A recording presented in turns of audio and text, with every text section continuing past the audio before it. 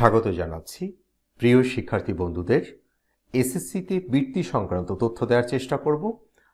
আমরা দৈনিক শিক্ষা.com থেকে সর্বশেষ যে তথ্য পাচ্ছি, এখানে বলা হচ্ছে যে এসএসসিতে বৃত্তি পাবেন 25,500 শিক্ষার্থী এবং গেজেট 13ই ফেব্রুয়ারির মধ্যে এই গেজেট হবে এবং এই সংক্রান্ত আমরা তথ্যগুলো দেখার চেষ্টা করব। এখানে বলা হচ্ছে যে এসএসসি পরীক্ষার ফলের ভিত্তিতে 25,500 শিক্ষার্থীকে বৃত্তি দেবে সরকার।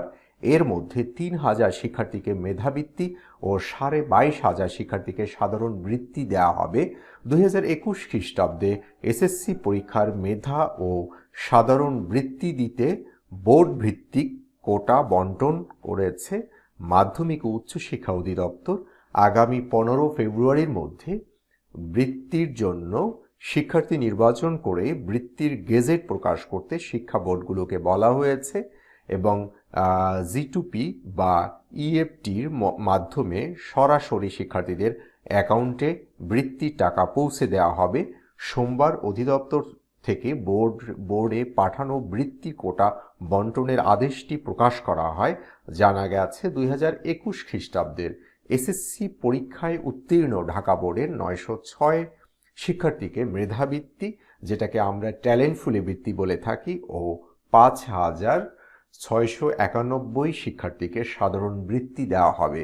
এছাড়া ময়মনসিংহ বোর্ডে 185 শিক্ষার্থীকে মেধাবৃত্তি ও 1,641 শিক্ষার্থীকে সাধারণ বৃত্তি এবং রাজশাহী বোর্ডের 507 শিক্ষার্থীকে মেধাবৃত্তি ও 2,799 শিক্ষার্থীকে সাধারণ বৃত্তি। কুমিল্লা বোর্ডে 269 শিক্ষার্থীকে মেধাবৃত্তি ও 2,971 শিক্ষার্থীকে সাধারণ বৃত্তি। সিলেট বোর্ডের 89 শিক্ষার্থীকে মেধাবৃত্তি ও 1,429 শিক্ষার্থীকে সাধারণ বৃত্তি। বরিশাল বোর্ডে 187 শিক্ষার্থীকে মেধাবৃত্তি ও 1,283 শিক্ষার্থীকে সাধারণ বৃত্তি এবং যশোর বোর্ডে 301 শিক্ষার্থীকে মেধাবৃত্তি ও 2,296 শিক্ষার্থীকে সাধারণ বৃত্তি।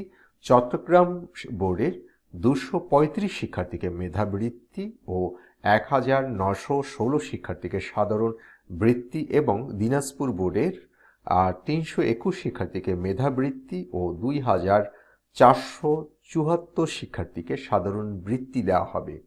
এভাবেই বৃত্তির কোটা বন্টন করে বোর্ডগুলোকে জানানো হয়েছে। জানা গেছে মেধাবৃত্তি পাওয়া শিক্ষার্থীদের মাসিক 600 টাকা ও বছরে এককালীন 900 টাকা দেওয়া হবে, আর সাধারণ বৃত্তি প্রাপ্তদের মাসে 350 টাকা এবং বছরে এককালীন 450 টাকা দেওয়া হবে।